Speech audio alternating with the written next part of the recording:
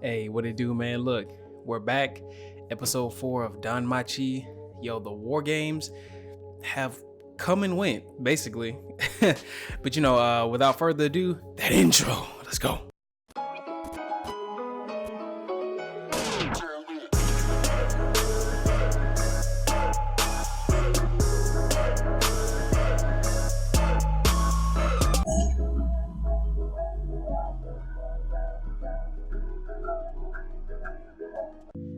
Guys, like I said, man, we're back in and the war games have come and went.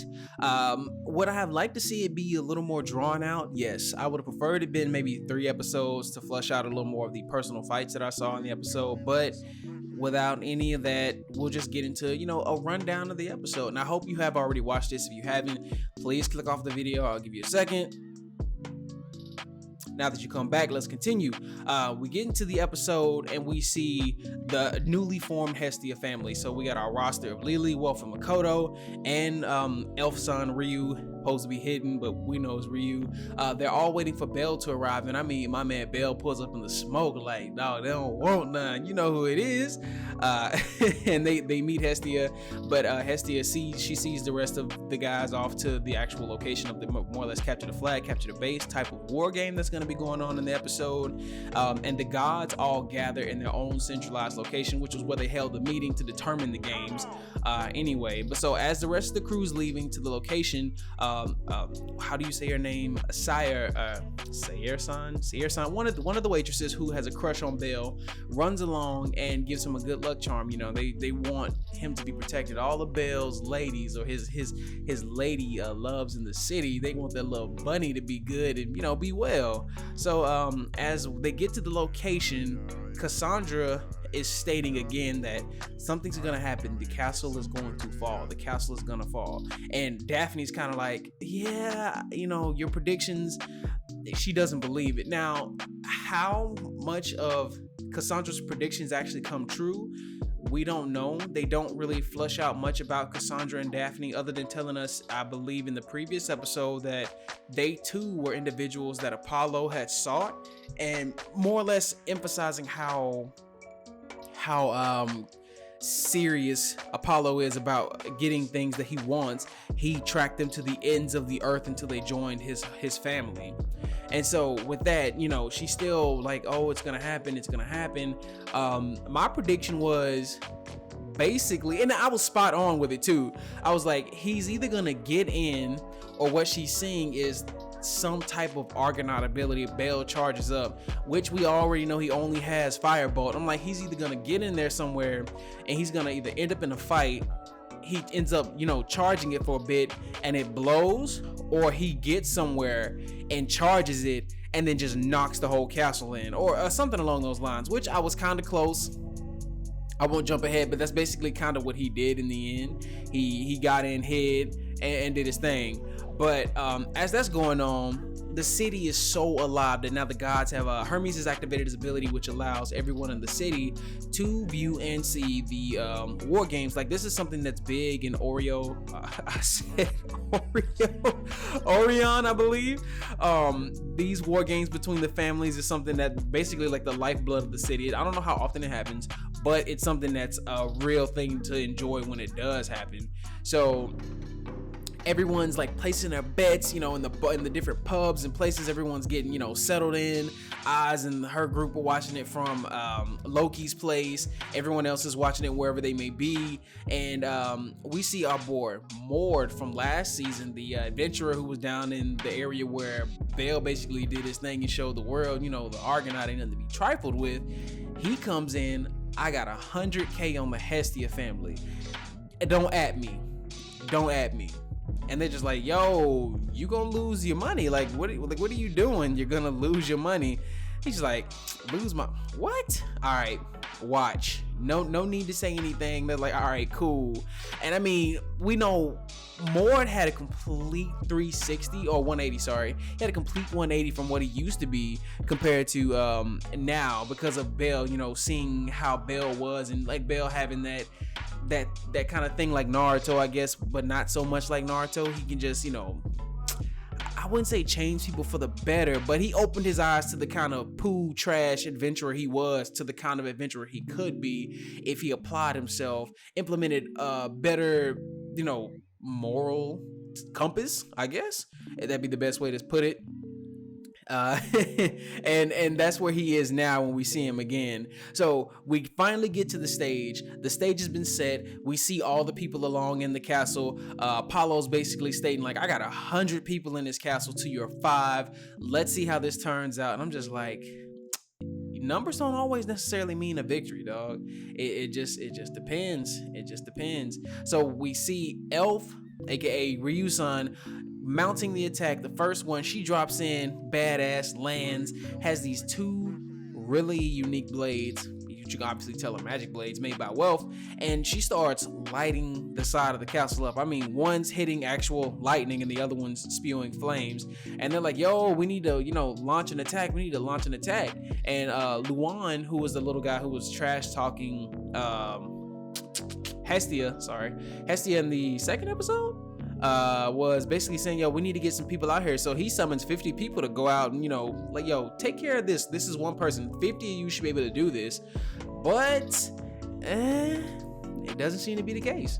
So Ryu basically opens up a hole in the side and lets Makoto in. And these 50 are out there like, yo, we can't do nothing because she's either shocking them or she's hitting them with, she's dropping a mixtape on them. She's hitting them fire flames, just letting them have it. And there's nothing they can do. And once she creates an opening, Makoto slides in. But while Makoto gets in, she's been chanting the entire time, holding the hilt of her blade, preaching or praying to the gods, which is I guess some way to activate her ability, which comes down in this cool like blade that when it taps the ground creates an even larger barrier, which uses gravity magic. And the gravity holds all the people she needs to hold in place. She's like, basically, we're gonna hold you here for a little bit. You're in for a ride. You are in for a ride. And all this time, Ganesh, and I forgot the other guy's name who are hosting this. Ganesh can only say like, I'm Ganesha, or I'm Ganesh. Like basically, Ganesh is just gonna say his name like a Pokemon the entire time, because they're like, yo, this is gravity magic. Like, what else can be done?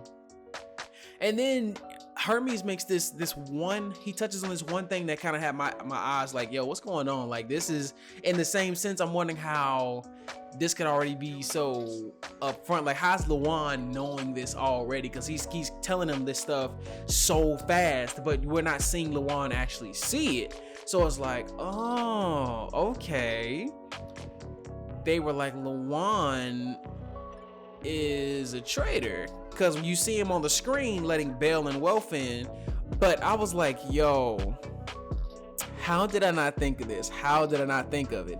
Luan basically was Lily in disguise, because we know Lily can actually use transformation magic. And I'm like, dang, why didn't I think of that? I mean, somewhere I was like, Lily has to be transformed into somebody inside, but I was gonna, think it was actually someone else, not the tiniest person. But he would make sense, as he's probably the weakest physically to Lily, because we know Lily is actually very strong. Like, that's why she's supported. Like, she can carry all this stuff. She is very strong, and she could easily take him out, which he was actually tied up somewhere. I forgot who actually tied him up, because there was actually someone else who tied him up, but I just assumed it'd be Lily. So everyone's like, yo, Luan's done betrayed us and doing his thing, but nah, it wasn't. So Bell and Wealth get inside and make their way towards, they're getting further into the castle. I'm not sure if they're near Makoto or anything, because they didn't end up near Makoto. We don't see them actually cross paths with Makoto. So they get further in and they come across Cassandra, and there's like, we're gonna stop them here. This isn't gonna happen. And no, Wealth's like, that's not gonna happen. Bell rushes past, does his duck and dodge, and he gets through. And Wealth's like, yo, it's me and you. And I'm like, all right, bet. So you automatically know who Bell's going for. Like, Bell's finna go for the guy he fought in the second episode, the dude who damn near beat him to a pulp in the third episode. And no, Bell goes in and does exactly as I predicted earlier. He went inside and let loose a charged Argonaut firebolt, which erupted the floor. And Cassandra was not Cassandra, but yeah, no, it was Cassandra. Sorry, it was Cassandra. Daphne, who's the one Wealth ended up fighting. My apologies, guys. It was Daphne, not Cassandra. Daphne was the one who ended up fighting Wealth, and Cassandra was trying to warn the gentleman earlier, like, you need to get out. You need to, like, leave. The castle is going to blow. Like, you don't believe me. I'm telling you it's going to happen. And when Belle does it, everyone's like, yo, how in the hell? Well, you had someone telling you the entire time that it was going to happen, but you didn't actually want to believe it, so you kind of get what you deserve. I'm just saying. So that happens, and our real fight begins. We see all the individual fights that are going on. Makoto's still holding everybody with the gravity. Ryu outside doing her thing with the guys. They're no match for Ryu whatsoever at all. But we see Ryu taking on another elf who's, I guess he's like a big wig. He's leading the 50 individuals. And he said something that kind of, piqued my interest.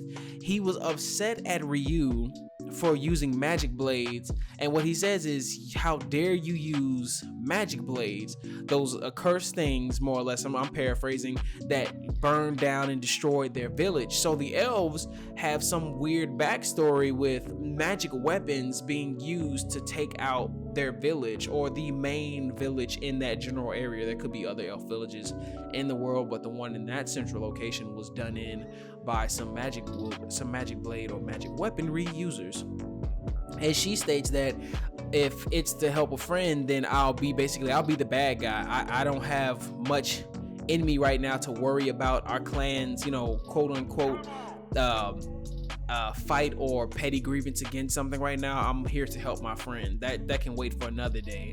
So I mean, I would love to see more of that, be brought to light, or if we could find some type of time to tell a story on that. But more or less, this might all be stuff answered in the light novel. If anyone else is reading it, I just started reading it. I haven't gotten as far as where the anime currently is, but I'll see when things get a little bit further. And she's finishing up her fight.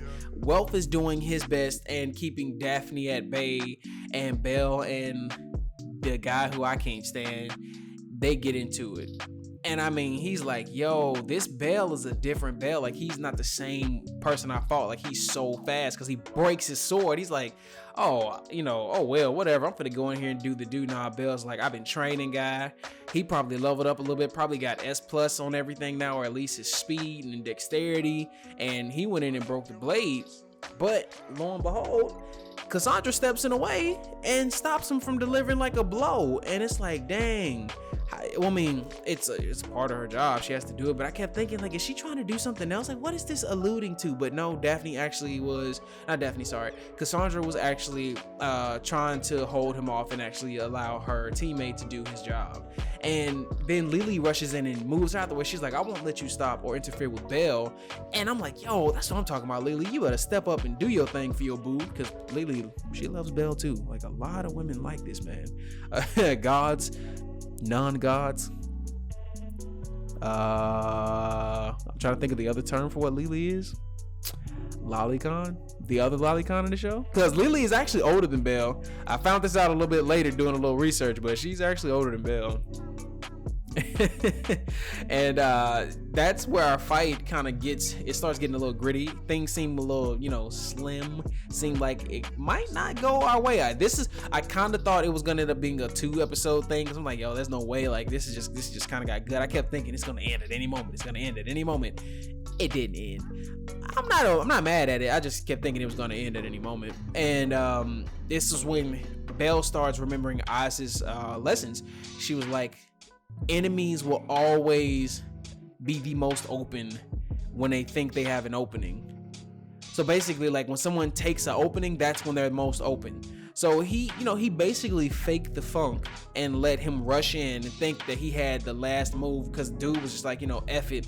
Forget what Apollo says. I don't care if he wants you or not. I'm gonna put some damage on you, or I'm gonna kill you, basically. I'll suffer the consequences later, but blah. And that didn't happen. Belle tricked him. He got him good, boy. He rolled back, kicked the sword up, cocked that fist in, and let his ass have it. A smooth punch to the jaw and a KO. And with that, won the games. won the games, people. And here's where it gets interesting. Hestia Hestia was like, Apollo, remember what you said? And this is where it got funny. She's like, remember what you said?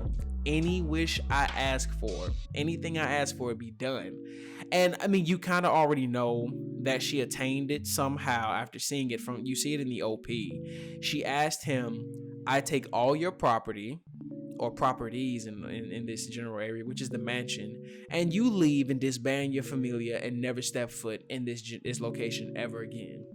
And it happened. It happened. I was like, yo, the games ended. They got the house. We see how they got the house and what can happen from here. But with this happening so fast, I know what could be happening or coming later. I said coming. Dude, I just cannot English right now. Apologies. There must be some more drawn out stuff that's coming later, which I hope is as good. We may see some more abilities. We may see some potential upgrades to the party. People may gain some new abilities. They may, enhance certain abilities, or we just get some more fleshed out story, which I would love more fleshed out story, because I don't see myself getting too far into the light novel anytime soon. But guys, if you've watched this episode, comment down below. Let me know anything that you liked about the episode, or anything you thought was interesting or funny, or any ideas you may have for things that may be coming up. I choose to personally not watch them, what may be coming up, if they even do have them in these episodes. I don't know, because I never stick around once it starts the ED. But let me know anything you may think may be coming, or any speculations you have, what you like, what you dislike. If you like the video, man, leave a thumbs up. If you dislike it, leave a thumbs down. It all helps me grow. I appreciate you if you do. But then again, don't be a hater. Genuinely I can't word. Just leave a comment, leave a like, subscribe if you haven't already, man, and I'll holler at y'all later. Peace. Be blessed.